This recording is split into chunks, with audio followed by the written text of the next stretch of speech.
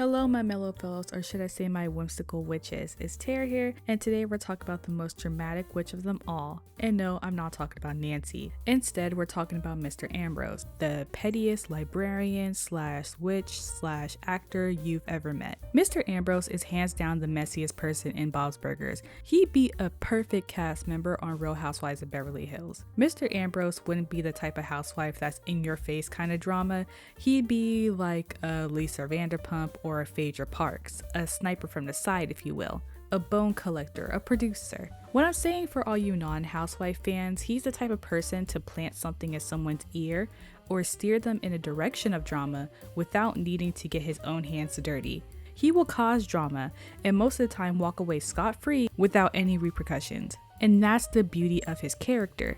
If you need a chaotic neutral to spice things up, Mr. Ambrose will gladly be there to help you make all the wrong life decisions for his own personal amusement. It doesn't matter if you were an adult or a child, he'd send anybody on a bad path and immediately throw them under the bus when it all blows up. He's the perfect petty adult and I love him so much. Not only does Mr. Ambrose bring the drama, but he also brings all the gossip we need in the moment.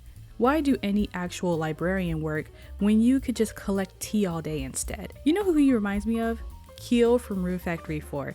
If you guys don't know, gaming is one of my favorite hobbies. My favorite game lately has been My Time at Sandrock, but lately I've been obsessed with the Rune Factory series, specifically Rune Factories 4 and 5. Anyways, Keel in Rune Factory 4 is always gossiping around town. Even when he doesn't believe in a specific rumor, you will be the first to hear about it anyways. He's not malicious like Mr. Ambrose, but he's a little airheaded. Every morning I go straight to him to hear the mess happening around town. Keel is literally my bestie in the game. So I guess in a way, I've always had a soft spot for pot stirrers who tell everybody's business. Unless it's my business they're telling, then we're gonna have a problem. Oh, and because I know someone out there is going to ask, I'll just say this right now. My favorite bachelors in Rune Factory 4 are Dilys, Arthur, and Vishnu. My favorite bachelors in Rune Factory 5 are Martin, Riker, and Reinhardt. Chlorica and Lumilla are my favorite girls in both respective games. So any of you Rune Factory fans, there you go. I don't know what that says about me and my taste in guys, but there you go. If you're asking what does this have to do with Bob's Burgers, literally nothing. I just wanted to tell you guys I'm hyper fixated on Rune Factory right now. And since I got that out of my system, let's actually get back to Mr. Ambrose. If you don't know who Mr. Ambrose is, he is the apathetic librarian at Wagstaff. He's usually a background character with no huge overarching plot lines. His main role in the show is to be an instigator. He is so bored at work, he will not only encourage the students to cause trouble, but he will quickly disappear for the aftermath of his meddling. Mr. Ambrose is a petty, irresponsible adult who should not be around children, but that's what makes him so fun. Seriously, who hired him? At least Miss LeBons and Mr. Frann cares, but Mr. Ambrose, on the other hand, don't give a single damn about any of them. To show you guys what I mean, I'm going to take you through his time on the show so far, and only then will you guys understand just what kind of chaotic entity we're dealing with here. So sit back, relax, toss your book away, and pick up a magazine as we talk about our favorite messy faculty member, Mr. Ambrose. Mr. Ambrose's first appearance was in the episode Topsy. In this episode, Louise is prepping for the science fair. Well, prep is a strong word. What she plans to do is enter the same volcano she's been entering every year into the science fair. Usually, Coach Blevins runs the science fair, but this year he's at home sick with gout. Instead, we have Mr. Dinkler as a sub for this class. And already you can tell this man is a little unhinged. He's dead. To this classroom. He's at home recovering from a severe attack of gout. But I'm sick of talking about him, so let's just move on already. Mr. Dinkler is a Thomas Jefferson impersonator and reenactor at the Science Museum. This man is obsessed with Edison to an unhealthy degree. I know he'd hate to see Nikola Tesla coming. Anyways, Mr. Dinkler is taken over the science fair and has one rule: no volcanoes. He sees paper mache volcanoes as a lazy project, so is banned from the fair. Of course, this does not go over well with Louise, and they ended up butting heads. I'll pick one for you. Don't need to, I got one. Thank you so much. Nope, gonna pick one. And it's the best topic in the world. Thomas Edison. But I'm doing Thomas Edison. You can both do Edison, moron. Did I throw that down? Oh, wow. I'm stepping on it? No! Why am I stepping on it? Over and over and over again. Uh-huh. You're doing Edison, kid. Smashing a child's project in front of the entire class is crazy work. He didn't have to stomp it out like that. It felt like the Boondocks. Low key, I wish that he was a reoccurring substitute teacher in the show. Imagine the insanity this man would bring if he was given more episodes. He is so awful, it's hilarious. He assigns Louise the topic of Thomas Edison, of course, and just went back to teaching like he didn't just destroy a 9-year-old's project, but you know, whatever. As you can imagine, Louise is rightfully furious with this whole situation, and now she has to actually go to the library and research like an animal. That's blasphemy. And here is where we meet Mr. Ambrose. At first glance, he's just your run-of-the-mill, apathetic, underpaid school worker, a man who hates kids and hates his job with his entire being and soul. Louise asks where she could find information about Thomas Edison, and he does tell them normally at first, but as soon as he made sure nobody else was listening, he whisper yells one word: Topsy, in the most dramatic way possible. Biographies under E. Thanks. That's my job, and I love it. Topsy. I didn't say anything. Topsy. Are you saying Top Chef? I think he said Topsy. No, I didn't. Yes, I did. My favorite part about this whole thing is that he's feeding these kids this Topsy information for no reason. He doesn't even know Louise is beefing with Dinkler. He just wants literally anyone to talk about the Topsy controversy. Not only is he a world-class instigator, but he's a librarian who hates books. He is so unnecessarily funny. What's a Topsy? I don't know. Don't ask me. Look it up. Like in a book? Yeah, sure. Books are great. No, use the internet. Books are stupid. I thought books were smart. No, they're stupid. But you're a librarian. Yeah, so shh. Of course, Mr. Ambrose sends Louise down the conspiracy spiral involving Topsy the elephant. If you want to know more about that specific real-life situation, I did guest star alongside Cords on Alyssa's channel, where she did a deep dive on the whole Edison elephant controversy. That conspiracy is what this episode is based off of, so if you want to know more, I suggest going to her channel to check out that Topsy video. Also, check out Cords as well. Anyways, the short version of the story is Thomas Edison publicly executed an elephant to test electrical currents or something to that effect. This gave Louise the perfect opportunity to slam Dinkler's favorite role model and rub it in his face. Louise is now on a mission to slam Edison in the name of sweet revenge. And with this, Louise makes her declaration to the world. I'm gonna tell everyone the truth about Edison the electrocutioner! Tell it, sister! So heroic. Let me finish! And make Mr. Dinkler look like an evil inventor impersonating ass! There she is. Oh, right. Don't do it. Don't do it. Do it. Do it. While Louise is secretly working on his project, she is still beefing with Dinkler in the meantime. More accurately, he's bullying a bunch of kids for literally no reason besides pettiness. He doesn't even teach general science, he just gushes about his man crush the whole time. Well, that and getting into screaming matches with children. I got something big, Mr. Dinkler! You ain't got nothing and you know it. You keep believing that, Mr. Dinkler. I will. You keep believing that, Mr. Dinkler! Like, what is this man's problem?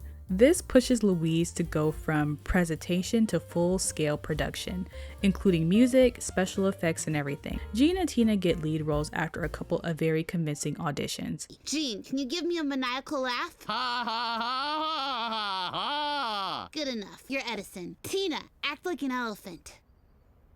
Not bad. You're hired. Teddy is also brought on the project to do special effects work, and Jean, of course, is handling the music. While Jean was composing the music, he realizes something important. Tina, nor him, can sing. Okay, But here's no. a funny story. You cannot sing. What? Yeah, we're gonna have to replace you. No, I have a strong connection to this character.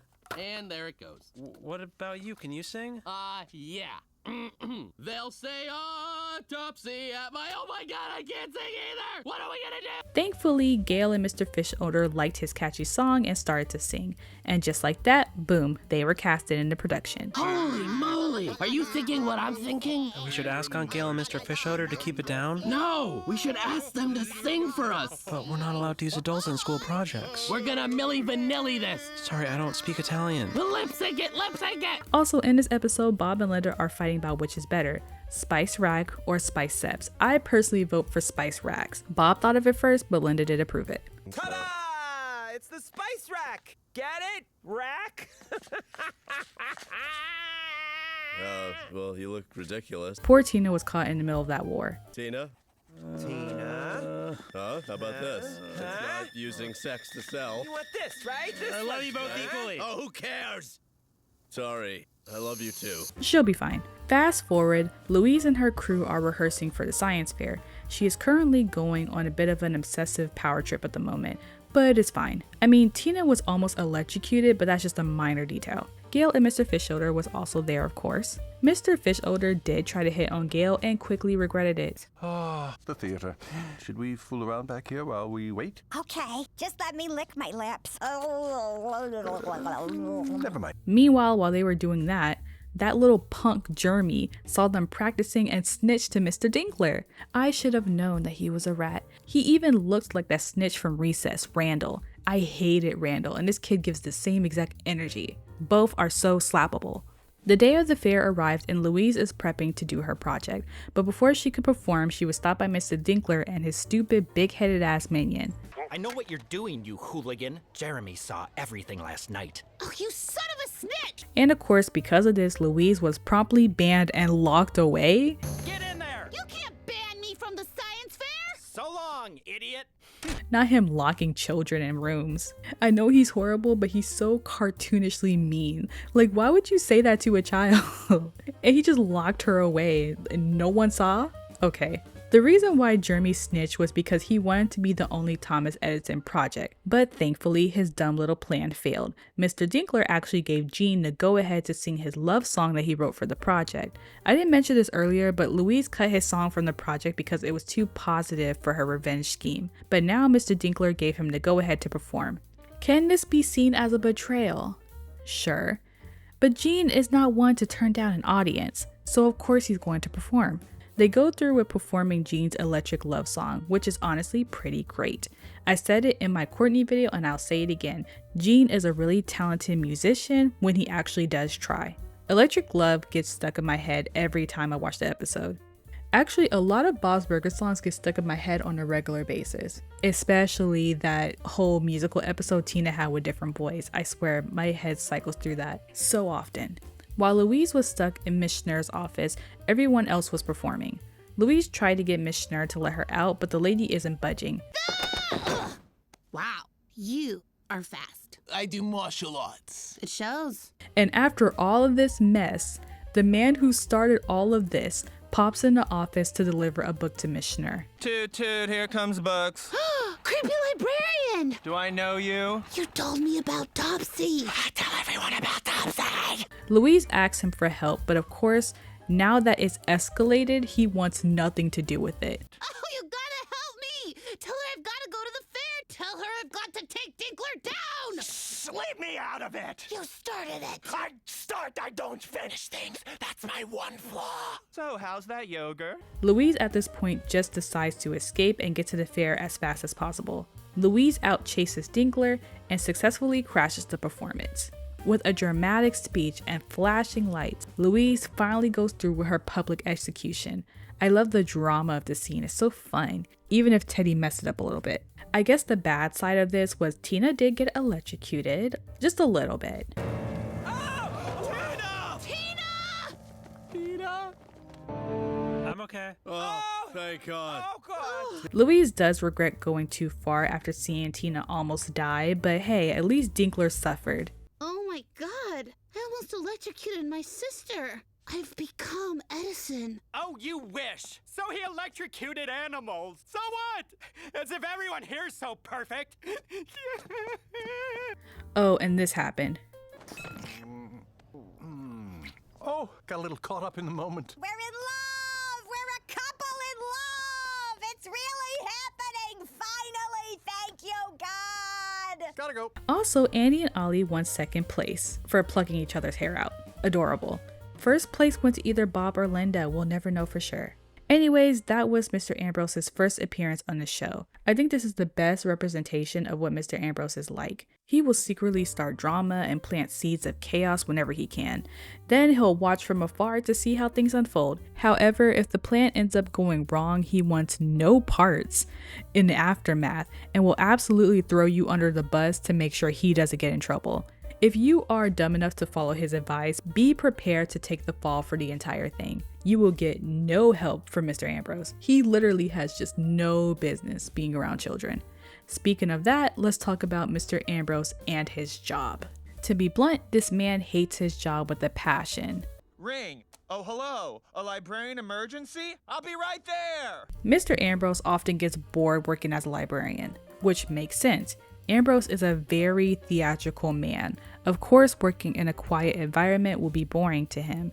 Because he is often bored at his job, he's often surfing the internet or trying to pretend the students don't exist. He's honestly only there for the check, not any sort of love for kids or books.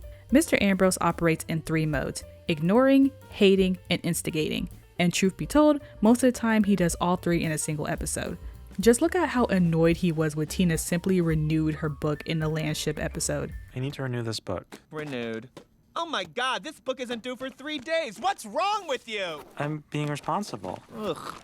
Jordan Kagan as Ghost Boy? Okay, I'm gonna start piling these books up so I can't see you. Okay. Now just glasses, now just bangs, now you're gone. So not only does he hate kids, but he hates responsible kids like Tina the most. Makes sense. One of my favorite aspects of his character is how much of a bad influence he is to the kids. It wasn't just the Topsy episode. Throughout the whole series, he's been willingly involved in so many plots and schemes. Almost every time he's influenced someone to do something, he's never had a reason to influence them to do it in the first place. Mr. Ambrose doesn't necessarily benefit from most of these situations. He just wants someone, anyone, to cause trouble, purely for his own amusement. Remember in the Powerpuff Girls when him made the girls go through a bunch of traumatizing trials to save the professor's life, but in the end his life was never in danger in the first place? They just had a silly little bet over him's free breakfast. So in the end he put those girls through hell for literally no reason. It was the him riddle diddle episode. That's the energy Mr. Ambrose brings. Honestly, him and Mr. Ambrose would be besties. I can just imagine Mr. Ambrose hating so hard on the Powerpuff Girls.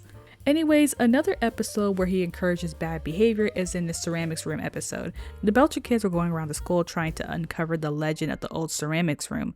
Most of the teachers were dismissive and unhelpful. When they got to Mr. Ambrose, he didn't know much about the legend, but he still encouraged them to go look for it. Is it true? I don't know. If it's a weird, creepy legend, then it's probably true. You should go look for it. What else are you doing with your time? He was at least helpful in this episode, ? He did give the kids an idea on how to track down more information regarding the ceramics room, but that's all he was good for. But how? You need to find someone that took ceramics then. How do we do that? Well, how the hell would I know? Whoa, can I see your coffee mug for a second? It's not coffee, but I guess a sip wouldn't kill you. The fact that he was going to let Louise sip out of his spiked cup never fails to make me laugh. After he thoroughly sassed the kids, they jumped through a lot of hoops to find the ceramics room. Once they actually did locate the room, they found out that it was walled off behind a group of lockers. So if they want to get to the room, they have to cut through the lockers. And of course, Mr. Ambrose was right there to encourage them to do it. You want to dig through steel lockers? Destroy school property? Definitely don't do that. Do that! Do that! They got caught, by the way, and nearly expelled from school. And of course, Mr. Ambrose was nowhere to be seen. What's funny is that he could have stopped their plan to do this. He overheard the entire thing of them planning to bring power tools to the school and cut through the lockers. But that would be way less fun than watching them ruin their academic careers. He wasn't even there to witness the fallout. Just knowing that they were being bad was enough for him.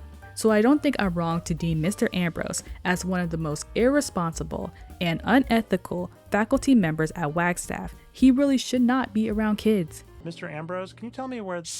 What? Oh, sorry, that's just a reflex. Okay, can you tell me where the language lab shelf is? Far corner next to the window. Okay, thank you, Mr. Ambrose. Oh my god, are we still talking?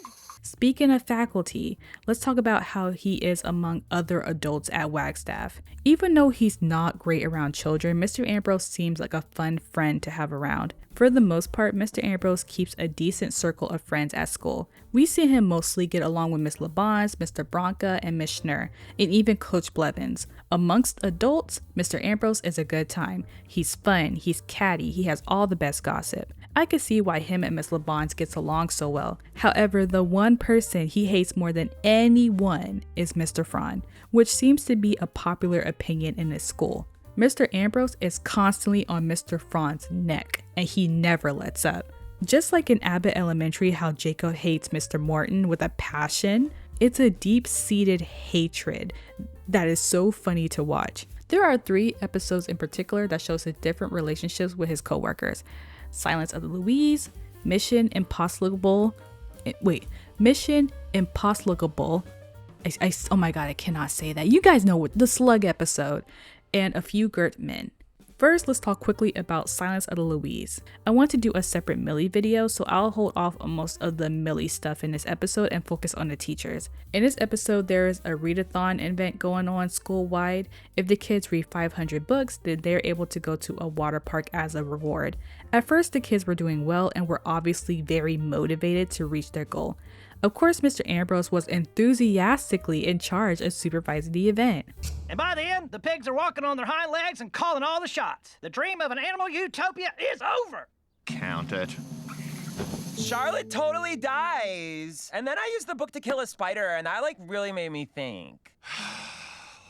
Count it. And so apparently in all children's literature, a really nice animal dies in the end. And that is not cool reading. Not cool. Yeah, you said it, honey. Well, put it on the board because that's 500. They ended up reaching their goals of 500 books.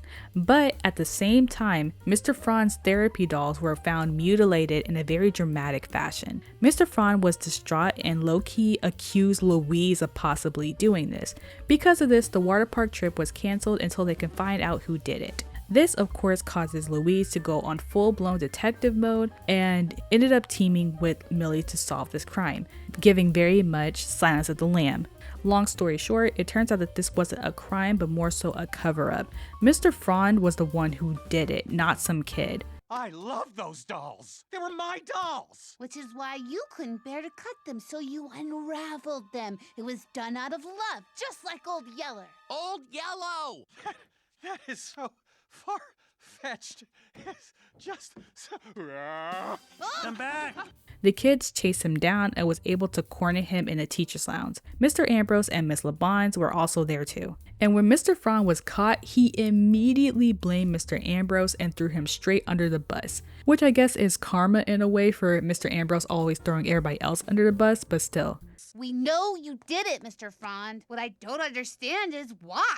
It's his fault! Hush, you worm! LeBon's palm strike his windpipe now! I can't believe I'm saying this, but I think it's too late for violence. He swore you kids would never read 500 books. Of course I did! Look at them! The teachers used the water park money to buy a coffee machine and coffee pots. Even though Mr. Frond says it was Mr. Ambrose, it was definitely all 3 of them who did it.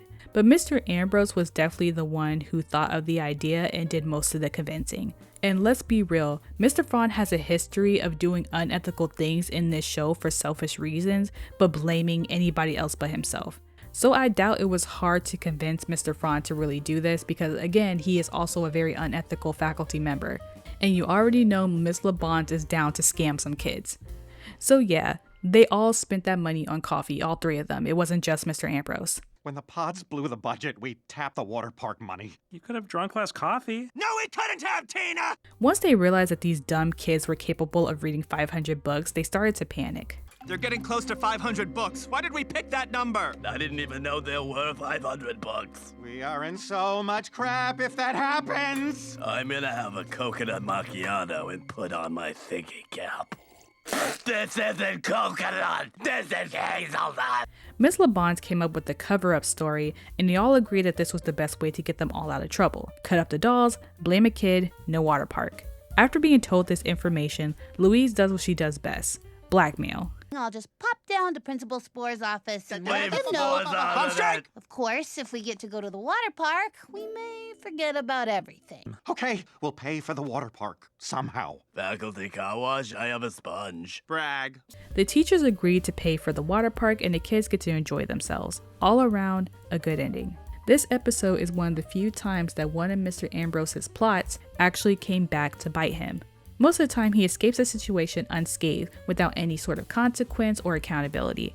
However, this time he actually had to take responsibility for his actions alongside the other teachers. And the only reason he took any sort of responsibility was because he didn't want to lose his job. You could tell he didn't really feel bad about what he did or guilty in any way, shape, or form. In fact, he'd do it again if there was a chance he'd get away with it. Anyways, you can tell by watching them that Mr. Ambrose and Mr. Frond do not get along at all. And that feud between them can also be shown in the next episode I want to talk about, the episode A Few Girt Men.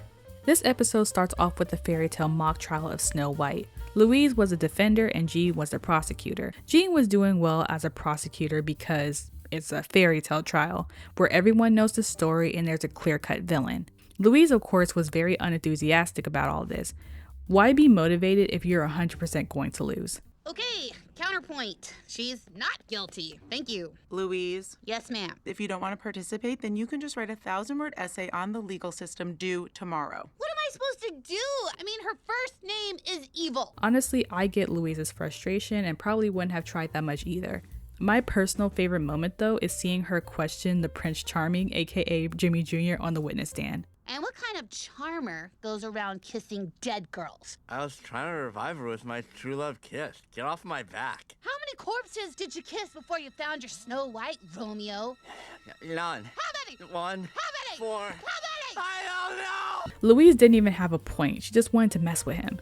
Once the judge called for deliberation, Louise asked the judge for a mistrial and points out how unfair this trial was from a legal perspective, which again is fair. I guess I asked for a mistrial. It's impossible for my client, the evil queen, to get a fair trial here because everyone knows the story of Snow White. No one has ever asked for a mistrial. So you'll grant me one? Nope, the jury seems impartial and capable. The jury finds the evil queen guilty because, duh, obviously. Miss Jacobson really should have picked a less cut and dry case. I'm with Louise on this one. Now, if you want a real trial, put Dean from Gilmore Girls on the stand. And we will have to decide if he's guilty of being a horrible, horrible person or innocent and was actually Rory's best boyfriend. It'll turn into an episode of Ace Attorney in the comment sections real quick. I volunteered to be Miles because I absolutely will be fighting for that guilty verdict. I personally cannot stand Dean's overly angry ass. Dean's Donald Duck temper gets on my nerves so bad. Logan's supremacy till I die. Okay, I do not care. Fight me in the comments. Anyways, that will be an example of a fun trial because Gilmore Girl fans have strong opinions, and technically none of these opinions are objectively right or wrong. I hate Dean, but my sister actually is a Dean stan, and we fight all the time, and it's so fun. I love Jess, she hates Jess. It's hilarious. I'm just saying, trials like that are way more fun. Fairy tales don't hit the same in court because it's too black and white. Thankfully, we already have a far more interesting case brewing in the hallway. Right after they handed out the guilty verdict, we can see Mr. Frond and Mr. Ambrose having a dramatic fight in the hallway. Over what, you may ask? Well, yogurt. Mr. Frond stole my yogurt! Look, this is his trash can! Gas, right? I did not eat that yogurt. I understand his frustration. Imagine looking forward to your yogurt all day just to have some scrawny coworker that you don't even like eating it. I would go to jail. But in this case, Mr. Frond claims that he did not steal his yogurt. Jean suggests trying this case in student court, and all the adults agree to these terms. I'm fine taking this to student court. Let the whole school see that Mr. Frond is a dirty yogurt thief. I am not a thief. I'd be happy to take this to student court. Miss Jacobson agrees, and now Jean and Louise get to actually do a fair case. Plus, to make things more fun, whoever loses gets some form of punishment. What happens when you find Frond guilty? Does this school have the death penalty? Jean is representing Mr. Ambrose, which means that Louise has to represent her arch rival, Mr. Frond, and they both took that so very well. If you thought Louise was phoning it in before, she takes it to a whole new level now. Louise and Mr. Frond have a very rocky relationship and tend to go back and forth between hatred and tolerance. With the amount of times Mr. Frond is constantly on Louise's case, she has no reason to try to solve his case.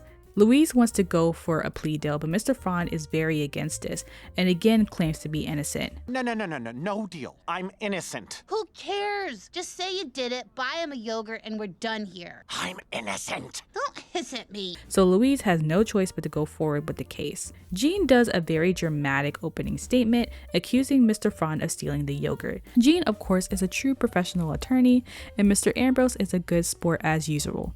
Mr.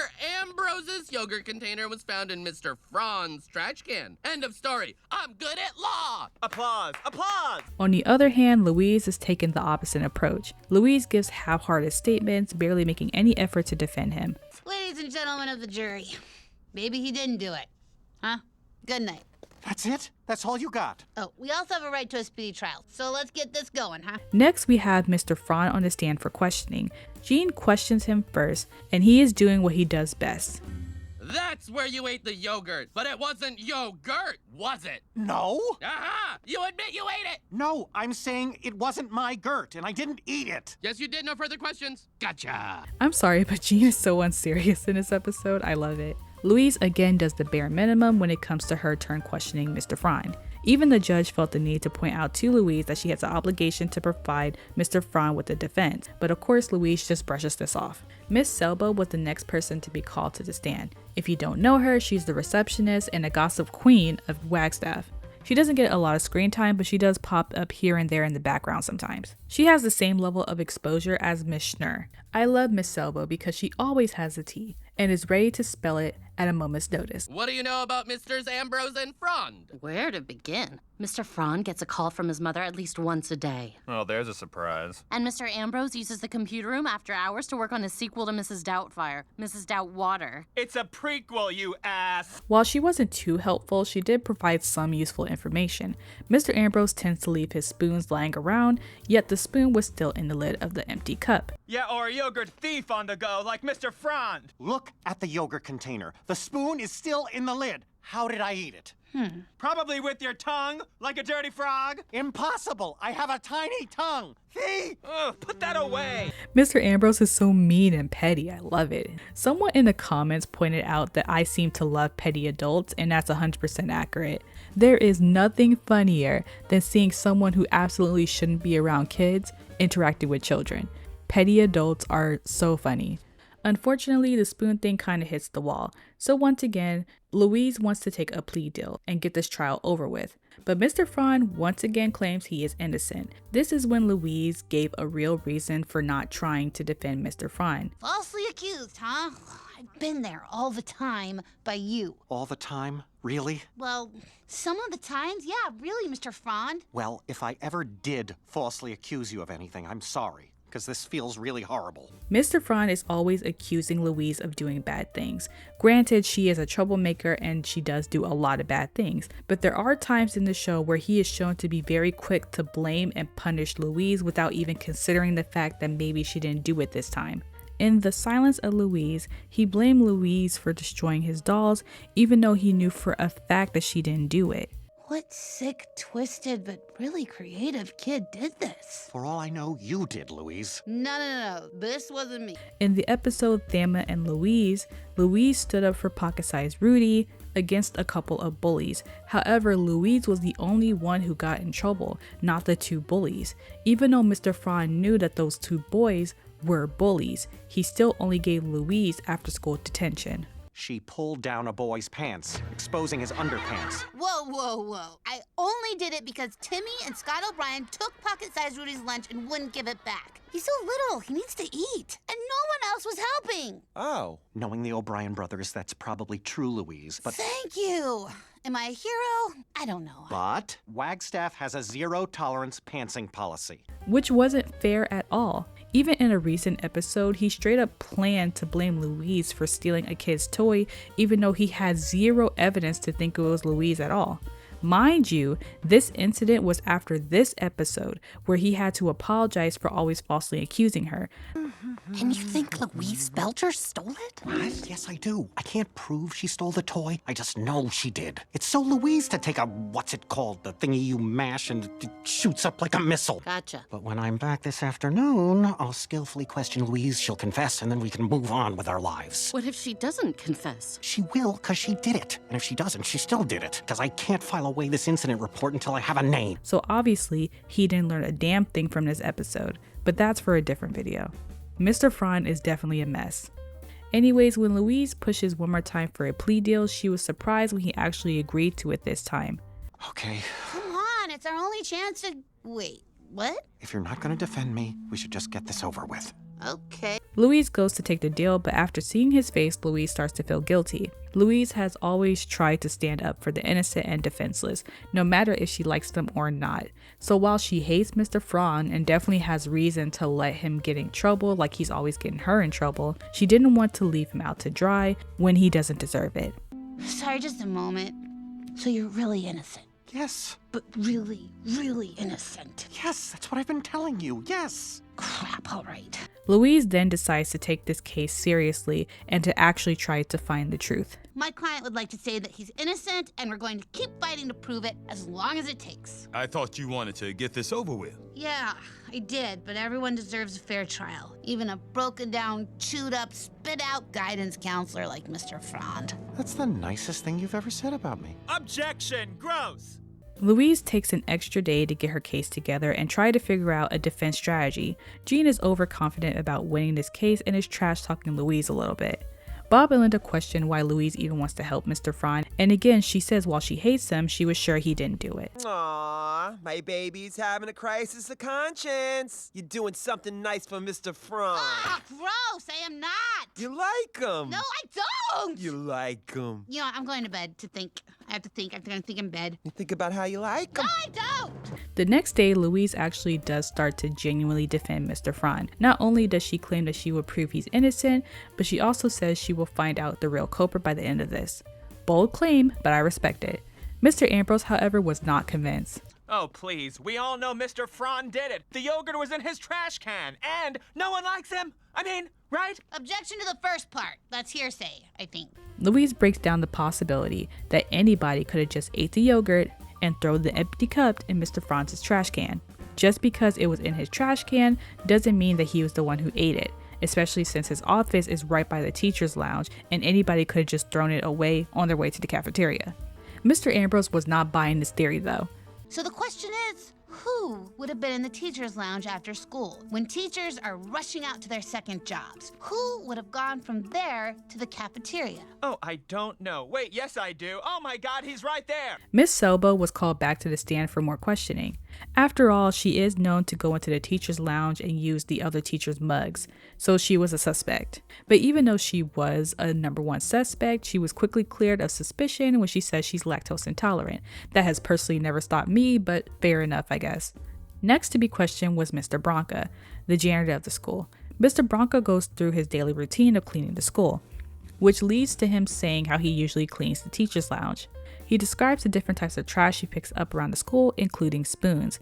Louise hones in on this information and doubles down on her questioning. I find spoons all over the place. Someone tried to flush a spoon down the toilet 3 times last year. My bad. You want me out there finding your spoons. You need me out there finding your spoons. I mean, who leaves a spoon on a drinking fountain? Wait, where did you find the spoon? On the drinking fountain. And just like that, with this piece of information, Louise was able to figure out who did it.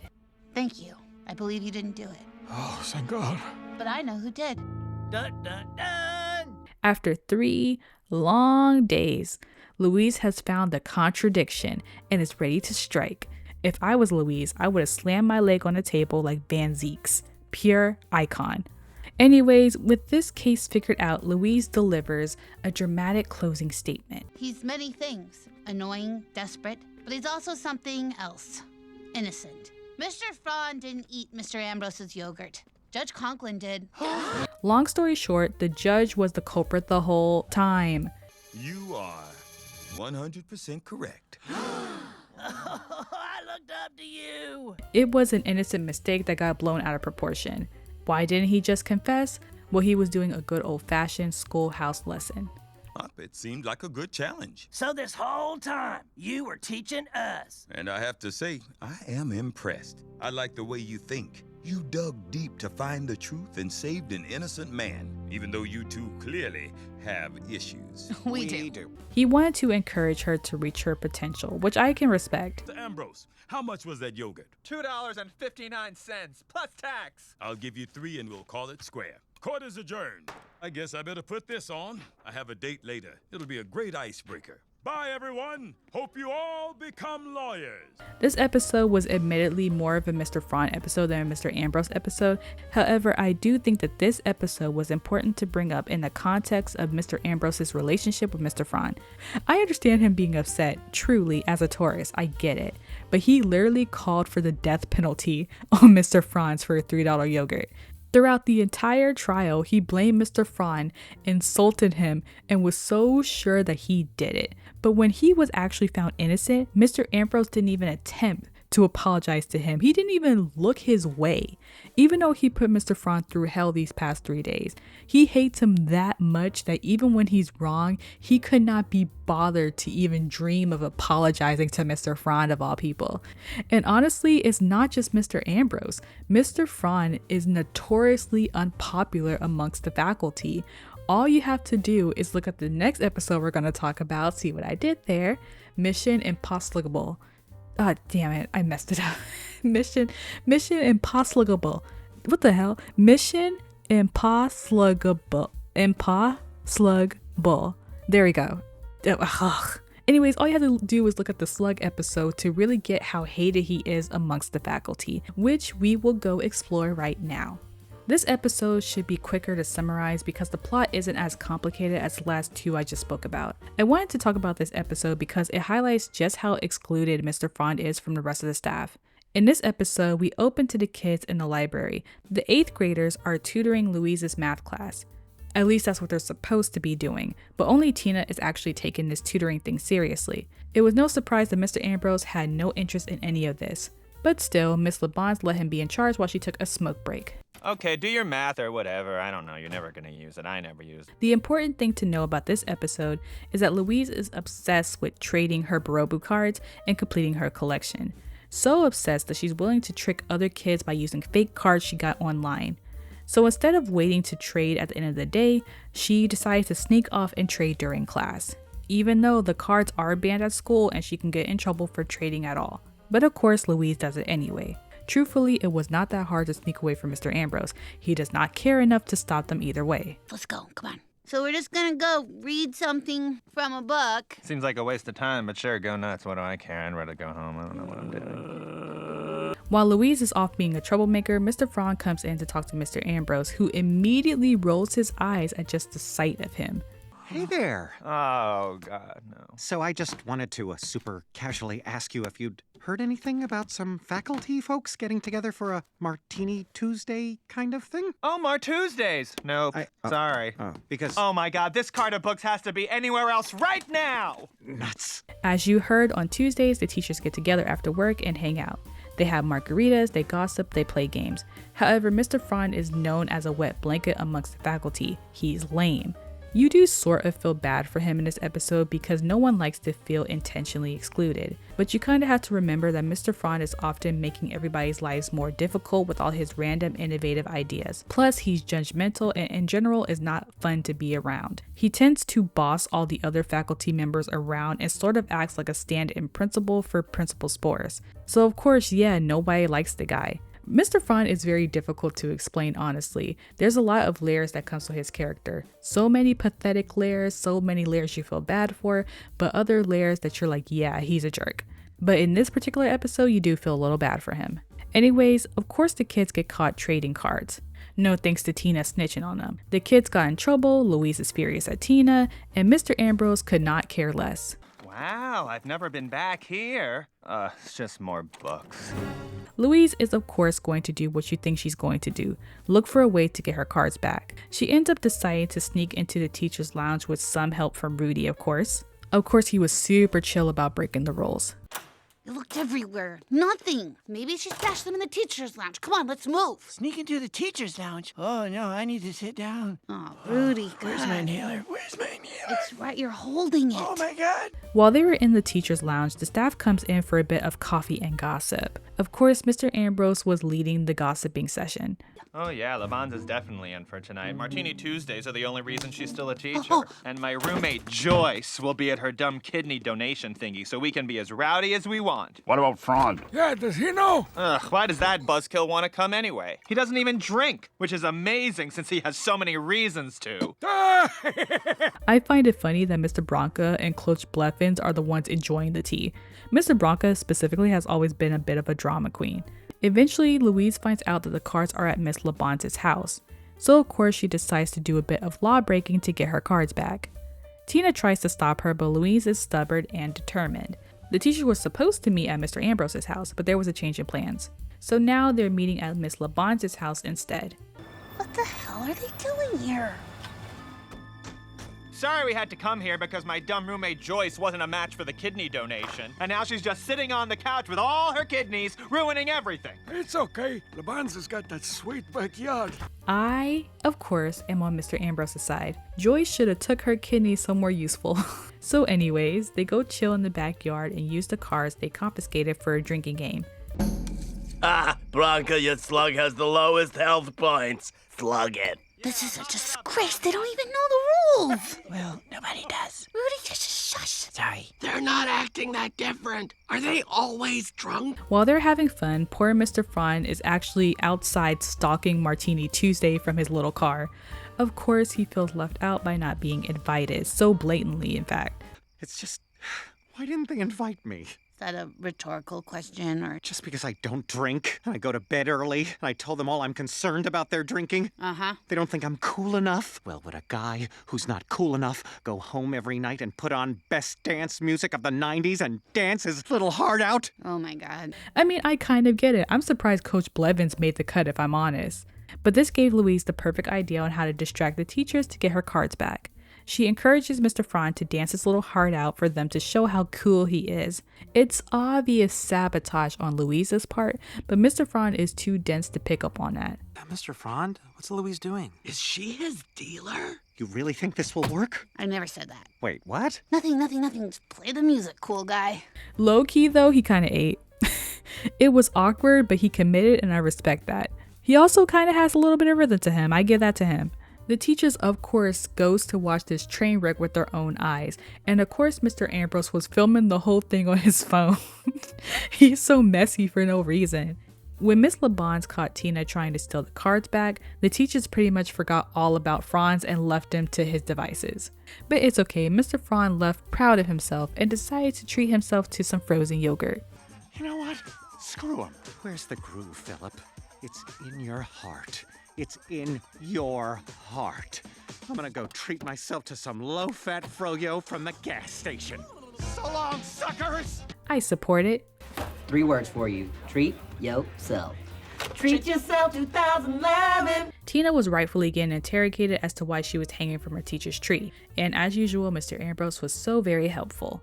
Tina, why are you hanging from a garden hose in my backyard? I can see why you'd ask that. That's fair. I bet this is a bath salts thing. I can't tell if he's being sarcastic or if he genuinely thinks Tina is high. Actually, I'm pretty sure he 100% believes that she is. Miss LeBon's presses Tina further about the situation. She knows Louise is involved in this, but she wants Tina to tell her directly. Tina, I know you didn't do this alone. Who put you up to this? Give her a martini, then she'll talk. Mr. Ambrose is absolutely the kind of person to buy a bunch of teens' alcohol from the drugstore. Anyways, Tina refuses to rat out Louise and says it was all her idea. Miss LeBon's made her climb the hose to prove that she was planning on escaping by herself. So awkward. Yeah. Tina made it. Louise's faith in sisterhood is restored, and the teachers probably all called in sick the next day. All around a good ending. When it comes to his job, Mr. Ambrose does the bare minimum. He hates kids, he hates books, and he hates Mr. Frond. He is messy, catty, and mean-spirited, which is exactly what makes him so popular with his coworkers. They can complain to each other about how much it sucks to work at an underfunded school in a small town. Plus, he makes a good martini. He is the perfect coworker to gossip with, and with him around, it's hard to be bored. His disdain for Mr. Fron is mostly because, to Mr. Ambrose, he is a whiny buzzkill who likes to take the fun out of everything. Overall, Mr. Ambrose has an apathetic attitude towards his job and is constantly bored from just being there. And you know what he does to liven things up? Stir up drama and engage in a little black magic, which goes nicely into our second section, causing drama and his involvement with magic. For the second section of this video, we will step out of the mundane and get right into the drama. I wanted to talk about his work life first so that we can get into the fun stuff after. Mr. Ambrose is a character that likes to cause problems for fun. Morals or guilt aren't things that he tends to concern himself with. Doing the right thing is the furthest thing from his mind. If Mr. Ambrose is the only adult in the room, then there might as well be no adults there at all. When Mr. Ambrose gets bored, he combats this by stirring the pot or encouraging people's bad behavior, like I said earlier. As we've seen in the Topsy episode, he's always there to give kids bad ideas, but do nothing to help them when they eventually get caught. He is the embodiment of do it for the plot. He is the devil on your shoulder that's more interested in entertainment than actually guiding anybody. When he's involved, he's either escalating drama or introducing different forms of magic to the kids. So let's talk about all the magical and dramatical endeavors that Mr. Ambrose has been involved with. First off, let's start with his involvement with drama. Drama is this man's favorite word. He is like a bloodhound when it comes to finding conflict. It's like he has a spidey sense for fighting someone to lead astray. If you have any issues, don't go to the library because he will give you the worst possible answers for your problems. Mr. Ambrose loves a good fight and is happy to instigate a situation. Well, who would want to hire you anyway? People who like the smell your mouth makes when words come out? No, more like people whose hair is all the same color. Oh no, girls, stop fighting! Keep going, keep going. People will hire me to be a babysitter, Tammy, because I'm nurturing and kind. Things you wouldn't really understand. I understand that you're being a boob pube. Or how about an analogy? See, I'm a good person and you're horrible. Not a great analogy. Not even an analogy. Shh! Girls, you go ahead, but fight more fun for me. He doesn't give a single damn about these kids. He just sees them as a form of entertainment to him. Funny enough, when it comes to drama, the Belcher kids are his favorite people to mess with. Tina's the perfect amount of gullible and more or less easy to influence. Jean is naturally dramatic and again easy to influence. Louise is very rebellious and is willing to pull off crazy plans at the drop of a hat. So getting her to break into the ceramics room or telling her about Topsy was relatively an easy thing for him to convince her to do. But when it comes to pure manufactured drama, I say that Jean has gotten the worst of Mr. Ambrose's schemes. First, we'll talk about one of my favorite Mr. Ambrose-led episodes, Jean and On. Jean and On is such a funny episode because Mr. Ambrose was doing the absolute most. In this episode, Tina wanted to try out for the cheer squad. You would think this would be his thing, but not only is he not interested in cheerleading at all, he hates it. In fact, he wanted to do drama, but Miss LeBonce got to teach that instead. So he stuck with cheerleading. Great job! I hate cheerleading. He held tryouts with Tammy, Jocelyn, and Todd. You already know our blondies, Tammy and Jocelyn. However, I believe this is Todd's official debut in the show. Todd is kind of a nerdy cheerleader who takes himself way too seriously. Her pom-poms make me want to vom-vom. She is in my math class, and she makes me sad. I scored her a 4.7. We don't have a point system, Todd. I use a personal point system. Oh, great. Next! Todd is also in the episode Ain't Miss Debating alongside Henry in the debate club. So he's both a cheerleader and debater. He's not really in the show much at all, but it's just funny seeing him pop up in like 2 episodes. Anyway, Tina tries out, and it went as well as you would expect it to go. Despite the fact that Tina cracked her whole ass jaw on the table, Jean still cheered Tina on and showed his support. He's got spirit. I hear it. Okay, I'm done. Of course, they loved his spirit and decided that Jean was the Belcher that they wanted to recruit. Tina was fine with this and gave Jean her blessing to do it if he wanted to. Todd was against having another boy on the team, but Mr. Ambrose disregarded his concerns right away. At first, Gene wasn't too interested in joining the cheer squad, but they were able to convince him to join. I don't know. I've got a lot going on after school. Clearly. I'm surprised he even made time for us today. Yeah, you'd have to offer me something pretty sweet to compete with my afternoon bath and snack. Well, there's attention, popularity. Got it, don't need it. Silk cheer shorts. I'm in. Fashion is his weakness after all. Todd, of course, was not thrilled about this. When it was time for their first rehearsal, Mr. Ambrose made his intentions very clear from the start. He did not want to coach this cheerleading squad at all. Here because we wanted this more than anything. Except me, I wanted to advise drama. But no, Miss LeBon's got drama and I got cis boom blah. So since he couldn't advise drama, he decided to bring drama to cheerleading. Gene, you're the new kid, the raw rookie, still breaking in your cheer shorts. Your arch rival is Todd. He is? Yeah, the bitter, boozy old Yell King. And Todd, you hate Gene. He threatens everything you are. Already there. After he immediately pits the two boys together, the drama officially begins. He doesn't care about the rest of the squad, they're background noise as far as he's concerned. You'll never be more than the bottom of my pyramid. I'm here to cheer. Get used to it. The boys fall perfectly into their roles as rivals, and Mr. Ambrose couldn't be more pleased with how this is developing. Side note, there is a part of the episode where Mr. Franz tries to deny Louise to be Tina's translator, and this funny moment happens that always makes me laugh every single time. What's she saying? Oh, she said she needs me. I didn't say that. And I have a disability. You insensitive creep. Give me Louise or I will haul your white ass into court. Okay, settle down, Tina. Well, you're upsetting her. I've never seen her this angry. Mr. Franz is awful.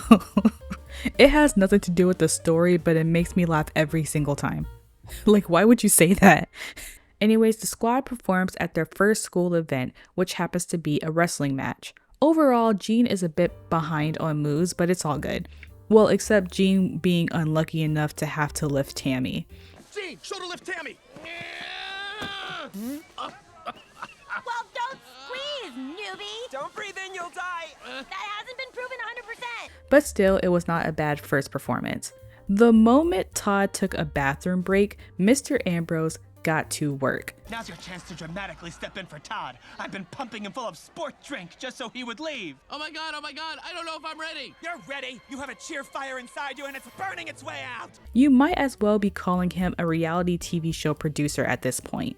Of course, Gene does what he says and spontaneously leads the squad into a cheer, for Zeke, of course. But unfortunately, he ends up distracting Zeke long enough for him to get pinned and causes him to lose the match. Of course, the moment this happens, Mr. Ambrose solely blames Gene for this whole thing. Look at Gene. Look at what he's done. No, Mr. Ambrose, Gene didn't do it. You did. You did this. Oh my god. It was you. You. Anyways, Todd gets upset at Gene for going rogue. Gene defends his actions and the two of them start to fight. Of course, Mr. Ambrose instigates the altercation even further. Give me that. What did you do? What did you do? Just pee? That's right. Like a coward with a doodle? He doodled. He doodled! I didn't doodle. He doodled. If you're wondering how much further Mr. Ambrose could push this, you have no idea how deep his instigating skills run. Mr. Ambrose comes up with a perfect solution to this mess. Gene, Todd, please! There's a simple and dramatic way to handle this. A head-to-head competition in a public place with high stakes and arbitrary rules. Cheer battle! Yes, this grown man holds a cheer-off on the side of the school building. He made sure to collect an audience of some random kids just to make it that much more dramatic. Plus, he has Zeke to give his colorful commentary as usual. Last cheerleader standing is the king of the yells. It could go either way. I know who's gonna win. Not gonna lie, this does give off Pitch Perfect riff-off vibes, and I kind of love it. They go back and forth trading insults. It's even at first, but eventually Todd stumbles and Gene gains the upper hand. Not only did poor Todd lose, but he gets both embarrassed and dethroned at the same time. Now Gene is the official Yell King. Of course, at his lowest moment, Mr. Ambrose does what he always does, make things worse. I give up. We have a new Yell King! Todd, time to plot your revenge. Gene replaces Todd as captain and runs the squad during the next practice. To rub it in even more, Gene had Todd detangling pom-poms while everybody else was practicing. This was still too peaceful for our favorite librarian. Gene is ripe for a fall, and you're the one who can do it, Todd. You mean work really hard on my cheering so that one day I can... Yeah, that's it, Todd. No, get dirty! So you want me to get dirty? No, that's not what we do here. Get dirty! Yeah, I want to get dirty. Todd decides to go to Zeke to help get rid of Gene. He convinces Zeke that the reason he lost was because of Gene hijacking the crowd and distracting him instead of supporting him. So, with Zeke on board, they decide to launch their evil plan. Later, Gene was ambushed by someone who obviously wasn't Zeke, a random mystery person, and was given a dreaded purple nurple. This random assailant threatened to do it again if Gene didn't quit the squad. You quit cheerleading, or I'm coming back for the other nurple. Why? Also, this isn't Zeke. This is someone else. And you can't tell who, because I'm wearing a jock strap across my face. Gotta go, got math. Quit the squad. Poor Gene was going through so much in this episode. When Gene shows the team his injury, Todd thinks that he won and that Gene will quit. But to his surprise, Gene refuses to quit and was more determined than ever to stay. Just then, Ambrose interrupts to make a dramatic announcement. As a joke, I submitted a tape of this squad to the State Cheer Association. This morning, I got a call. Is that it? Is that the announcement, or is there... I was pausing for effect! You've been selected for Regional Cheer Finals on King's Head Island! Of course, the team was excited. Somehow, they got to skip straight to the regional finals. But don't get too excited, because there's always a catch to these things. Oh, and it's tomorrow and you need a brand new groundbreaking original routine. Don't look at me, I'm busy! What? Oh my god, that's like impossible! Now, why would he do that? He is so mean. Obviously, they freak out about not having a finals level cheer routine to do tomorrow. Luckily, Gene has an idea to do a futuristic robot routine. It's creative to say the least. That is... I can't make up my mind. It's either genius or crap. It's crap. Todd hates it. That means it's genius. Yay, Cheerbot! At the finals, the team is feeling confident and excited to perform their routine. Somehow, they manage to pull everything together in a day. But of course, Mr. Ambrose can't have that. Happy kids are boring kids. Just when they were comfortable and confident, they happened to see another team performing their routine. Yes, it's a Toro's Bring It On moment. If you're wondering how on earth did this other team steal their routine so fast, they literally just came up with it yesterday, just know that the devil works fast, but Mr. Ambrose works faster. Give up? It was me! Why, Mr. Ambrose? Why? Because having your cheer stolen 5 minutes before you perform is incredibly dramatic. Now you really have to scramble. You are the worst cheer advisor. Mr. Ambrose Sparky Pilastri them.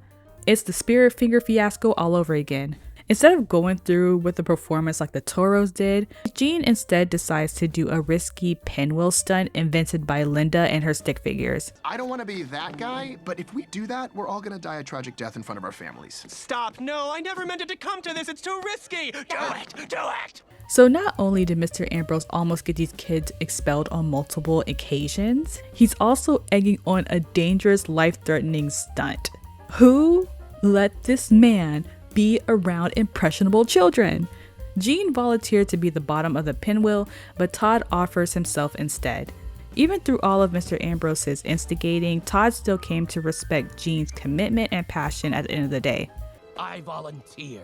No, Gene. We had our problems, but your passion and charisma are the reason we're even here. You deserve the top. I'll be the bottom. It was a nice resolution to their little manufactured beef, and thankfully Mr. Ambrose had nothing to do with it.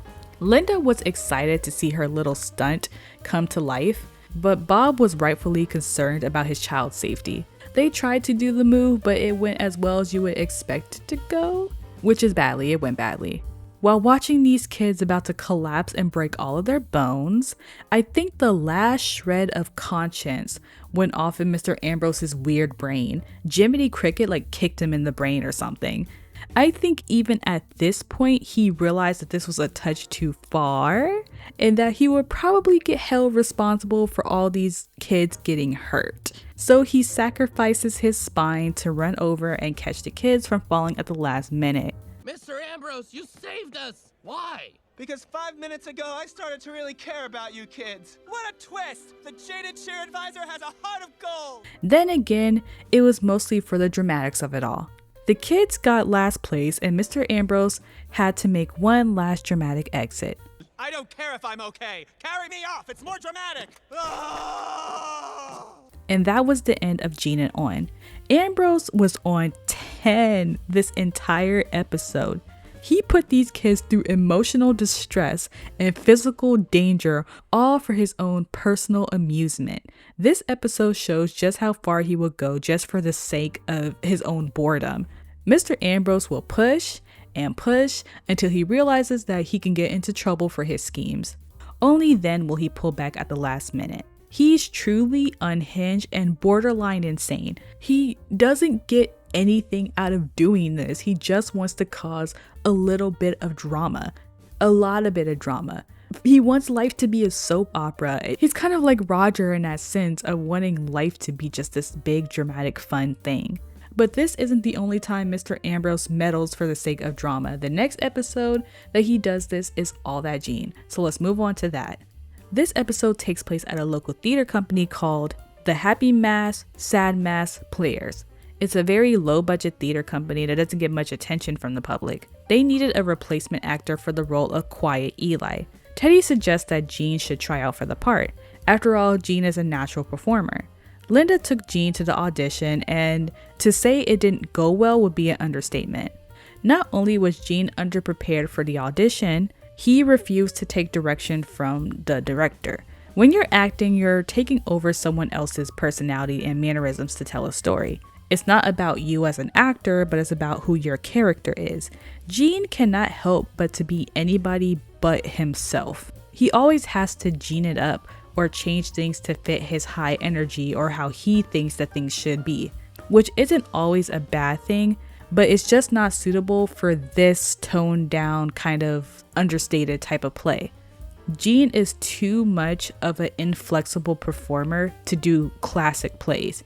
Musicals, absolutely, but non-comedic, understated, nuanced acting is not in Gene's wheelhouse. So of course, the director doesn't like him and decides that Gene was not right for the role. What about this? Damn, girl! That pad thai smells yummy! What? What? Why did you say that? Why did I say what? Why did you say pad thai? I thought I'd switch it up. Also, doesn't pad thai sound good right now? Please say the line. All right. Gosh, mister, those beans smell delicious, even though I'd rather have some pad thai! You know what? I think we're done. Poor Gene was crushed from this rejection and just wanted to go home. Linda tries to cheer him up and tell him how amazing he did. Gene is not dumb though, and he knows he didn't do well. Linda couldn't stand to see Gene so defeated, so she decides to do a little bit of meddling. Linda goes to Donovan and begs him to reconsider his decision. Donovan rightfully points out that Gene was not fit for the role of Quiet Eli. He's a bit much for this role. Linda goes a step further and offers to be both a stagehand and offers to sell tickets for the whole show. You see, this theater only sold 7 tickets for the show so far, so Linda offering to fill the house was a good deal for Donovan. The director accepts the bribe, and Gene is officially casted in the play. Bob, of course, wasn't a fan of any of this. However, he does agree to help Linda sell the tickets. Almost immediately, Tina and Louise offers to sell the tickets for him in exchange for poking his love handles. Rehearsal starts, and guess who makes an appearance? Mr. Ambrose, you're in this play? No, I was actually looking for the school library, but I got lost and wandered into this building. Where am I? Yes, I'm in this play! I think I followed that. So you're replacing the hair? That's what we call the boy who had your role. Yeah, I'm the new kid. Everybody calls me the face because I have a face. Of course, Mr. Ambrose is involved in local underground theater. Not only does he get the attention he wants, but apparently local theater comes with a ton of backstage drama. Well, let me tell you everything you need to know. That's Jules. She's a yoga instructor and a downward-facing drag. She's semi-hooking up with Eric, who's not straight, and that's Jeremy, who's not messing around with Eric, and that's Janice. She's Mormon, and believe me, they're all trying to get some of this. Wow, this is a very close cast, huh? What did that lady say in that Thanksgiving episode? Oh, Everybody wants everybody. This is so exciting. Also, Mr. Ambrose acting is so funny to me. We've been invited to a potluck at the Pomeroys. Too bad there's nothing lucky about this pot. Oh, I sure do love you, Edwin Abernathy. I wonder if Cameron Calhoun is gonna bring his bean. You know what? Maybe it was best that Miss LeBon's got drama instead. During rehearsals, Gene is doing what he does best, which is annoying everybody around him. His loud antics were throwing everybody off and frustrating the director. Gene, that's your cue. Oh, okay. Give me those beans, you son of a bitch! Stop. Gene, that's not your line. And also, nowhere does it say the character is topless. I thought it was implied. Well, it's not. Just say the line, as written. Got it. Eric, give him the cue again. Come here, child. Gosh, mister, those beans smell delicious. Thank you. Now let's potluck. I'm Quaila, baby! While Linda found Gene funny, he was getting on Donovan's last damn nerves. Gene was making it the Gene show and wasn't trying to take his role seriously at all. Also, selling the tickets was moving slower than the girls had anticipated. Okay, maybe a poke to help us think? No ticket stubs, no sticking shoves. Ugh, temptress! Backstage, Linda and Donovan were talking about Gene. Donovan was getting fed up and was starting to think that this deal wasn't worth the trouble. But Linda promised that Gene will get his act together. But your son is chewing up the scenery out there. Literally chewing. Plus, he also ate a bunch of makeup. Oh, he's just excited. He'll get it. I promise. Just give him a chance. I'm trying, but I don't think this is working. What? No, we had a deal. You let my son shine and I fill your theater with behinds. Gene just had to get the sillies out, that's all. And they're pretty much mostly out now. Mostly, I promise. Kinda. Obviously, Mr. Ambrose listened in on this juicy controversy. Now, he has two choices. He could either keep this to himself in order to spare Gene's very fragile, youthful feelings, or he can cause a bit of chaos and destroy a boy's confidence and self-esteem. And if you don't know which one he picked, you have not been paying attention to this video at all. Of course, he decided to destroy Gene's self-esteem. After rehearsals, Mr. Ambrose talks to Gene and casually lets it slip that Linda bribed Donovan to let him be in the play. So, you feel ready for tomorrow? Do you know both your lines? I think so. Is it weird that Donovan yells at me every time I talk? Or is he just being hard on me because he believes in me? He believes you're gonna pack the house, that's for sure. Because of the way I shimmy, shimmy, and shine? No, because your mother promised to sell all the tickets for opening night so you'd get the part, right? What? Oh, I can see by your face you didn't know that. I feel like I shouldn't have said anything. Oh, look, someone's calling me. I'm walking away. Oh, no! The fact that he dropped a bomb like this and just casually left is so diabolical. He doesn't even stay to watch the fallout. Just knowing he ruined a kid's relationship with his mother was enough to get him through the day. Gene was rightfully furious with his mother. If you know anything about Gene, he lives to be his most authentic self. Expressing himself authentically through his art is what he lives for. Being a sellout or a fraud are the last things Gene ever wants to be. It's important to him to stick by his principles at any cost. He would rather have the world against him than to sell out.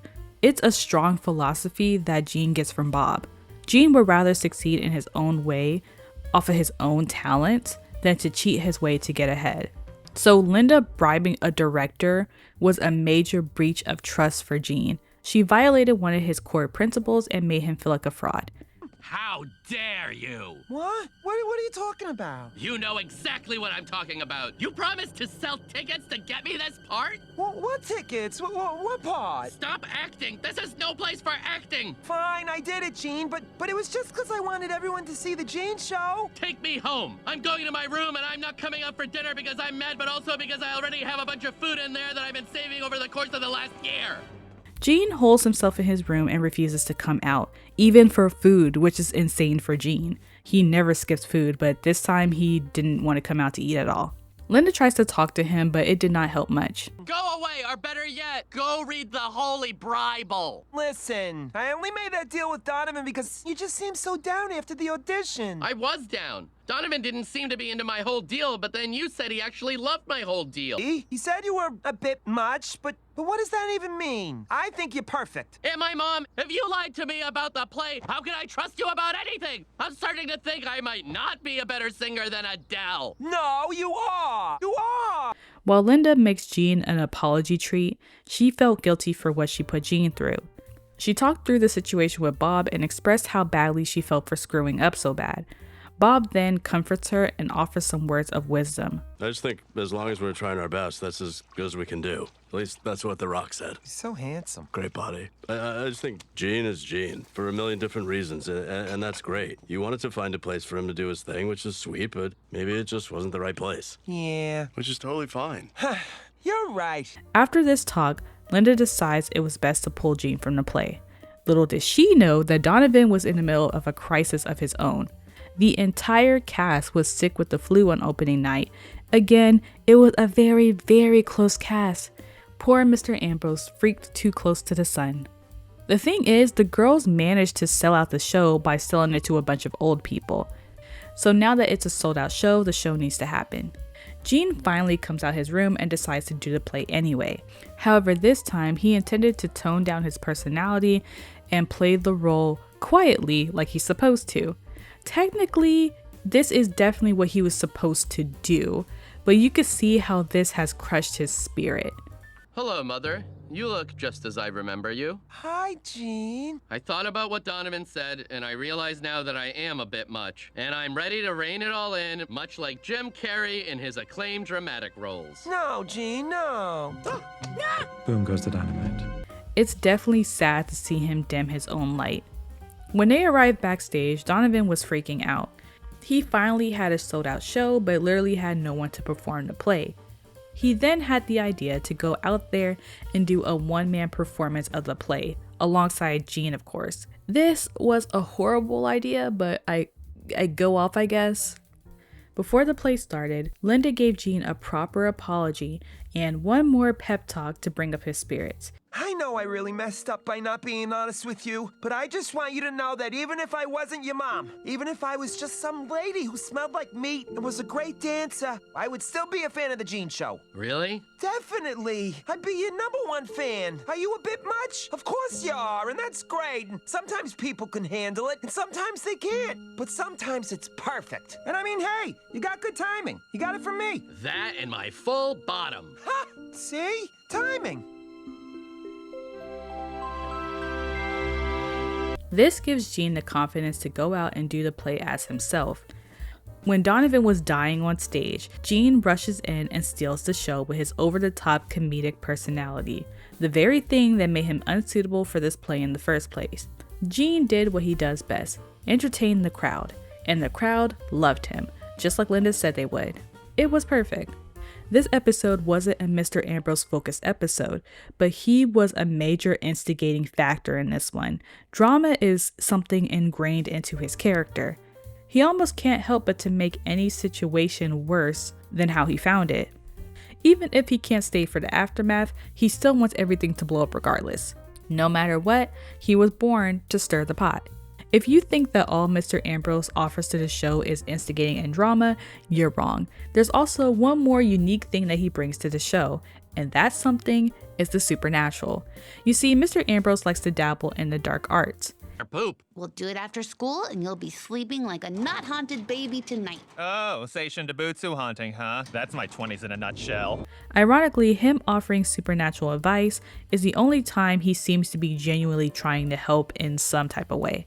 I mean, it is a low bar, but you see how he is. We take what we can get here. The last 2 episodes we're going to talk about are focused on his involvement with the supernatural. First, we're going to talk about one of my personal favorite episodes, Tina Witch. And I'm just realizing that Mr. Ambrose is in a lot of my favorite episodes. This episode starts off with the kids going to school. Tina was excited to enter the annual costume contest as a hot mess. Unfortunately, Tammy overhears her costume idea and pretty much steals it immediately, claiming it was her idea. I'm gonna dress really messy and then decorate myself in flames. Yeah, Tina, that's a good idea. Yeah. Wait, you're gonna be a hot mess? Because I'm actually gonna be a hot mess. Wait, I thought we were gonna be sexy Judge Judy's. No, Jocelyn, I'm gonna be a hot mess. Tina then struggles to come up with a new costume idea. Eventually, she decides to be a sandwich, a witch in between bread, basically. Hot mess was clearly superior, but she didn't have any other ideas. In fairness, Tina has definitely been cheated out of winning the costume contest before, in my opinion. She should have won a long time ago, especially with that cape one. I don't understand how she kept losing. Tina goes to the library to research witches for her costume, which of course is where our favorite librarian works. Tina tells Mr. Ambrose she's researching witches for the costume contest and needs some references to work from. When Tina described what witches typically wear, which is pointy hats and fly on broomsticks, Mr. Ambrose took offense to this. Witches don't wear pointy hats and fly on broomsticks. They look like everyone else. They do? Yeah, you're describing a stereotype. Don't be a witchist. I'm not. I didn't know. I mean, what do you mean? Witches are powerful and alluring. Wow, I like powerful and alluring. This, of course, captures Tina's attention. Of course, she likes the idea of being powerful and alluring for herself. She asks Mr. Ambrose why he knew so much about witches, and obviously he has a totally reasonable answer. Duh, I work in a library. Oh, right. And I am one. What? I am one. Mr. Ambrose then encourages her to become a witch herself. That way she can cast a spell to win the costume contest. You can try a spell. It might work, it might not. Not everyone is able to do it. Once he gives her the reference book, he gives her one last piece of advice before she left. But Tina, beware. Casting spells can be really dangerous. Oh, wait, should I not? Oh, no, you totally should. But I'm just saying, beware. Tina went home and tried a couple of spells on her own.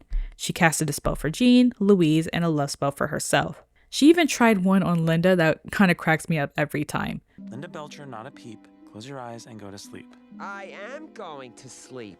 All right. Good night. No more candles. Don't call me Linda Belcher. It's creepy. After Tina casted a few successful spells, she goes full on Teen Witch, which again was another favorite childhood movie of mine. I know tutus hate seeing Louise coming. That girl wore tutus over everything. That prom dress tutu combination was crazy work. I love it though, it's so camp. Anyways, Tina was getting a little carried away with her new confidence. Ow! Tina, what the hell? Jimmy Jr., wanna walk my ass to class? Okay. Her witchy attitude made her very bold and sassy. It's giving less Teen Witch and more The Craft at this point. She even had the nerve to get bold with the King of Sass himself when she went to get another reference book. It's a reference book. You're not supposed to run through it like in Us Weekly. Well, I did. I think I'm good at this witch thing. Ugh, you've been a witch for what, 2 days? Take it down a notch. You're playing with powerful forces. This is not kid stuff. I am powerful forces. Witch, please. This whole conversation is my favorite Mr. Ambrose moment in a whole series. I love how petty he is to fight with a 13-year-old girl. Top tier episode for sure.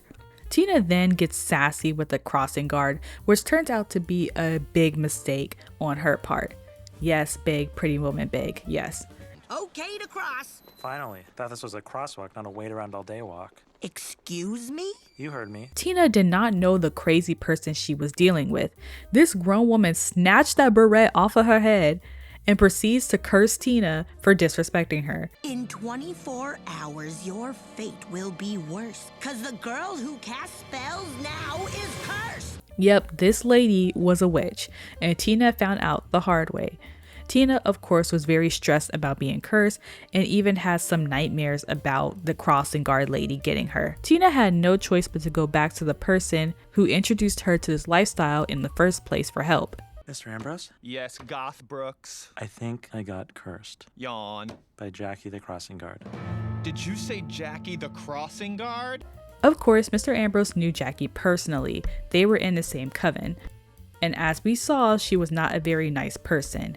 Jackie's a witch, a mean witch. God, how many witches are there at this school? I told you witches are everywhere. I thought you were just being dramatic. I was, but it's also true. Then it's not just being dramatic. I did both. So I guess Tina ran into the one evil witch in town, and I'm surprised the school even hired an evil witch, but whatever. If Mr. Ambrose is cautious around her, then you know that she's not one to be played with. Jackie and I used to be in the same coven. She's a powerful witch, but she always wanted to go dark. Revenge spells this, curse your enemies that, and she never chipped in for pizza. Whoa. Yeah, she's pretty evil if you ask me. Mr. Ambrose asked Tina what exactly did she say to make sure she was actually cursed. First, she took my beret. Oh, God. What? Oh, forget it. Keep going. And then she said, in 24 hours, your fate will be worse because the girl who casts spells now is cursed. Okay, so yeah, you're cursed. Oh no. Ah! Hey, do you think there's any way I could get you to leave the library? What? I don't want to die in some freak accident just because I'm next to you. So get out! Out! Ah! Best of luck! Of course, Mr. Ambrose was no help at all. Again, he starts stuff, but he doesn't finish it. As far as he's concerned, this is none of his business. He was not going to help Tina whatsoever. It's not his problem.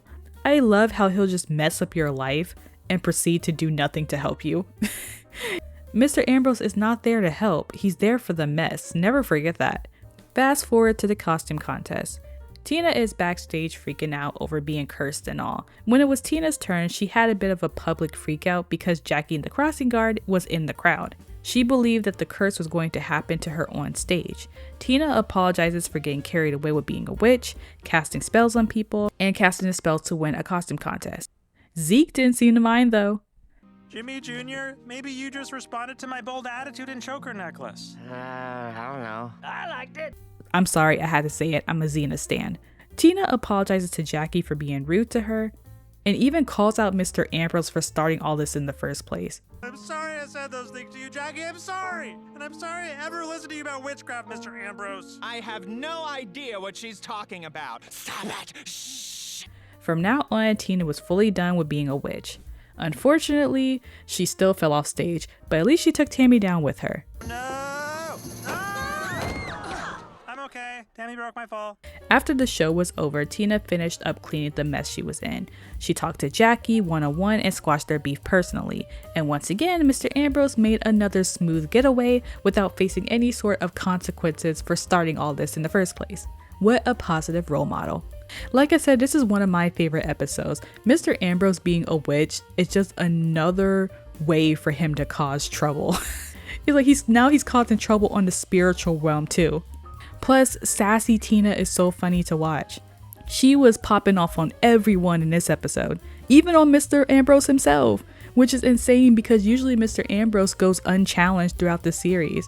I just love how much of an irresponsible adult Mr. Ambrose is. Not only did he push her into the dark arts, but when he heard she was getting bullied by a grown woman, he did nothing to help her. Even though, again, he started all this in the first place. But the day he takes responsibility for his actions is the day the world ends. Mr. Ambrose would die with a smile, knowing the last things he caused on Earth was trouble. Lastly, let's finish off the supernatural section with the episode running down to Jean. Jean seems to be the person Mr. Ambrose interacts with the most out of the Belcher kids. It's like he lives to make Jean's life worse. Anyways, I think this is the episode where he was at least semi-helpful. Well, as helpful as Mr. Ambrose is capable of being. In this episode, Jean wants to enter an online songwriting competition in order to win a record deal. Last night in his dreams, he came up with the perfect song to submit. But the bad part is that he completely forgot the song when he woke up. His family suggests for him to submit one of his other songs, but Jean wanted to submit that specific song. Jean tried to talk through his weird dreams with his family in order to recall what the song was, but it didn't work. At lunch, Jean is still stressing about the whole situation. Rudy suggests that he try to do all the same things before bed and try to have the same dream again. I once dreamt I was wearing flip-flops, and I never wear flip-flops. Wow, you are wild in your dreams. I know. I couldn't get back to sleep after. Jean took his advice and tries to recreate the same environment as the night before. He goes through a few different dreams, but sadly, not that specific dream from last night. Jean decides to do research on dreams, so of course that means he needs to go to the library. He asks Mr. Ambrose if they have any books on dreams, and of course, Mr. Ambrose has an unorthodox answer for him. Lucid dreaming is having control over your dreams and what happens in them. You can do that? Follow me to the reference section.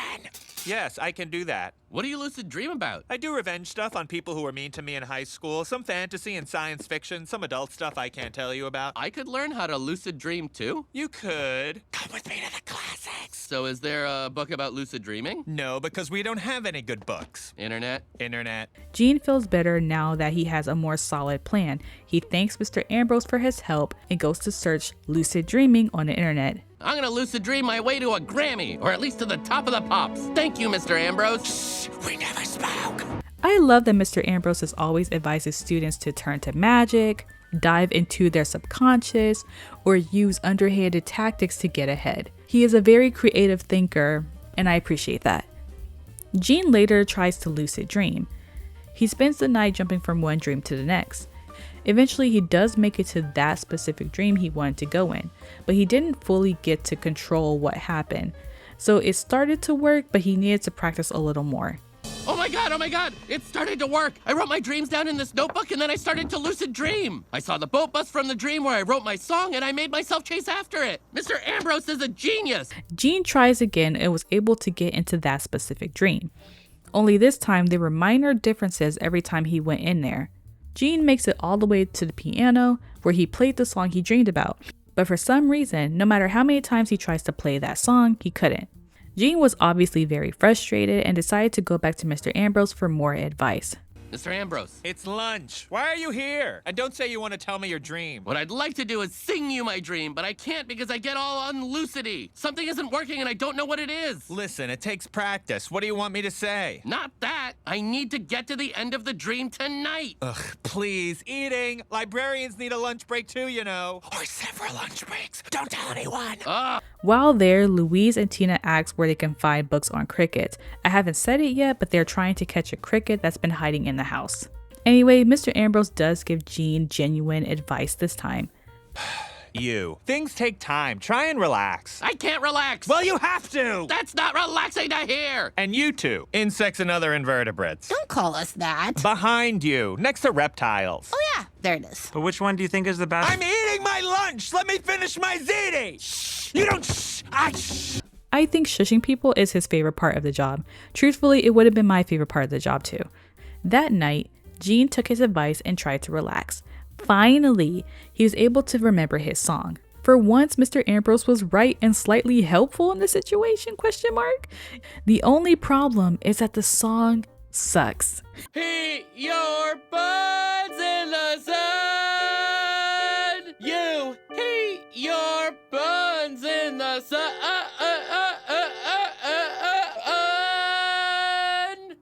Oh my god. All of this was for nothing. The family tries to be supportive, but Gene knows that the song is bad.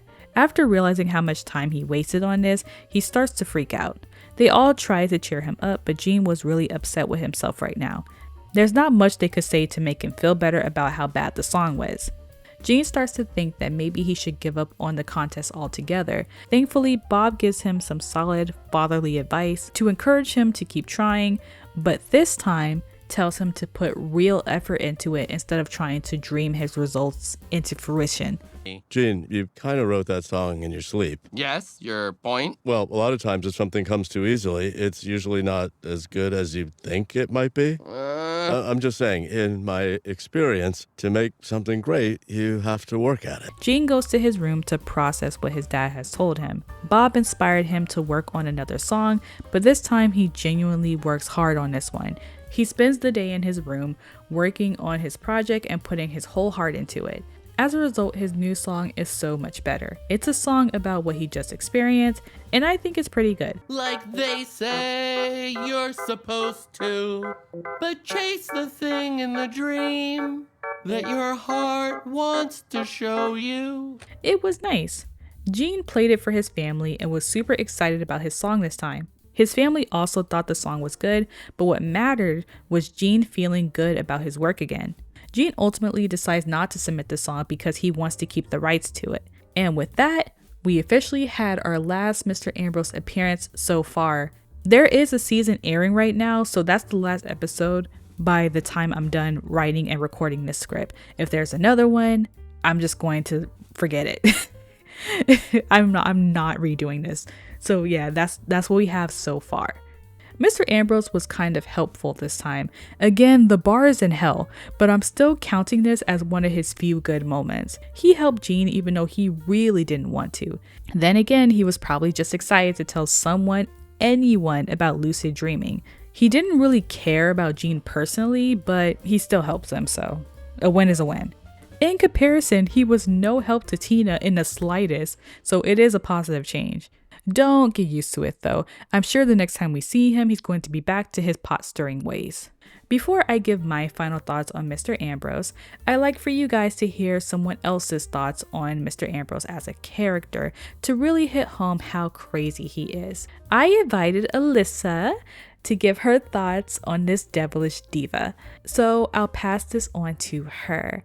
Thank you so much, Tara, for having me. What's good, guys? My name is Alyssa. When Tara asked me to come and speak about my favorite things about Mr. Ambrose, I could not turn down an opportunity to talk about my favorite messy queen. Mr. Ambrose is the definition of throwing rocks and hiding your hands. But I can appreciate that in a character in a show like Bob's Burgers. In the episodes that take place at Wagstaff, we often see him only interacting with the kids. So of course, the kids are going to take the moral high ground in sticky situations versus the adult-centered episodes. But not Mr. Ambrose. He's the devil and the angel on your shoulder, toying with the internal conflict that you're having to be vengeful or vindictive. Like when our mischievous queen, Louise, wanted to take down Mr. Dinkler at the science fair, he planted the seed in her to talk about Topsy the elephant, or choosing the perfect opportunity for mess by making Jean and Todd have a cheer battle. Now, of course, when it's all said and done, he's not going to confess that he had a hand in any of this. You'll usually catch him saying the morally correct thing out loud and the messy part real quiet. Everyone sees him as a walking encyclopedia of information. I mean, he works at the library. But for someone who complains about their day job a lot, he seems to have put it to good use. My favorite Mr. Ambrose antics is when Mr. Franck comes up to him asking about some gathering that the faculty is having that he wasn't invited to. And Mr. Ambrose is like, "Oh, Martini Tuesdays? Yeah, that doesn't ring a bell." He's so sarcastic and I'm like, dang, twin. There's no such thing as too much sarcasm, like, people wouldn't get it. He has a great memory too. He remembers that the school crossing guard doesn't chip in for pizza, and that's a valid thing to remember. That person that's asking to get wings or stuffed crusts that didn't even put in on the pizza, yeah, don't invite them again. He doesn't really seem to like children. When they come up and ask for help in the library, he becomes immediately annoyed, reiterating that Mr. Ambrose is the school librarian. I admire that even though they get on his nerves, he seems to know when fair is fair. In The Silence of the Louise, the kids were tasked to read 500 books to win a trip to the water park. He still submitted the books that the kids read based on the descriptions they gave him, no matter how good or ridiculous those summaries were. And now that I think about it, that was probably him being messy too. He knew they weren't going to be able to go. He probably just wanted to see the mess unfold when the kids finally found out the water park money got spent in the teacher's lounge. I love that the little moments we see with Mr. Ambrose, we find out more and more of his lore. Like, who is this guy and why does he know all this stuff about lucid dreaming? And why does he only use it for revenge? He once said that his only flaw is that he starts things and doesn't finish them. And for Mr. Ambrose to be in as much mess as he's in, I'm shocked that he hasn't been jumped. Like, why do all signs not lead back to him as the culprit for all the mess? Anyway, that's all I have on Mr. Ambrose and my favorite things about him. Again, thank you so much, Tara. If you haven't already, please subscribe. She's a great channel and I love her Bob's Burgers analysis. Okay, bye. And thank you so much, Alyssa, for giving your 2 cents on this fun character. Of course, if you guys like hearing someone else talk about animation or TV shows in general, check out Alyssa's channel. We are the Taurus Scorpio duo that works really well together. Her content is really fun and you should check it out. Moving on to my final thoughts on the subject. Mr. Ambrose is an interesting character. There isn't much to explore internally about his character because he doesn't have much of a backstory or anything deep about his character. We don't know much about his life outside of the school besides his theater involvement. Mr. Ambrose mostly interacts with the kids or his fellow co-workers. We don't really get to see him just out having fun with fellow adults outside of the faculty or just being out about in town. Like, imagine running into Mr. Ambrose at the grocery store. He's kind of like Jocelyn in that sense. They both appear a lot, but we don't really know them the same way we know more prominent characters. But that's okay. I personally like the fact that there's a little bit of mystery with Mr. Ambrose. Every piece of lore that we learn about him is so freaking funny. We just randomly find out that he's a witch or an actor or that he used to do rituals. Like, he just says the most random shit and we're just like, oh yeah, that makes sense. We randomly found out that he hates his roommate and that he likes to give kids alcohol. His unpredictable nature is what makes him so funny. He's like a puzzle that I do not want all the pieces to. Because if I had all the pieces, I would just think that this man is insane. Mr. Ambrose is a tale as old as time. He was a weird, expressive person who used to get picked on in high school. And now he's grown into a more bitter adult who hates his job and everyone around him. Mr. Ambrose is mean, petty, impatient. He's often bored and starts conflicts just for the thrill of doing so. The only passions he have in life is theater and torturing people. Mr. Ambrose likes to write, he also acts, and he has the potential to direct things. Honestly, theater is the only thing that Mr. Ambrose seems genuinely interested in. Maybe not good at, but it's the only thing that we see him care about. At the end of the day, he's kind of miserable and hates his life. Because Mr. Ambrose hates his own life, he makes it his mission to ruin as many people's lives as possible alongside his. If he can't be happy, then why should anybody else be happy? And yes, that especially includes young children. Who told them they can have youth? To a degree, I get it. Being around kids all day is frustrating, especially if you're not good with children. Mr. Ambrose, will you help me with a copy machine? Oh, sure, I'd love to. Mr. Ambrose never claimed that this was his dream job. Miss LeBons loves to teach even though she complains about it. Mr. Frond loves counseling these kids even if he's not really that great at it. And even Mr. Bronca has fun in his janitor job.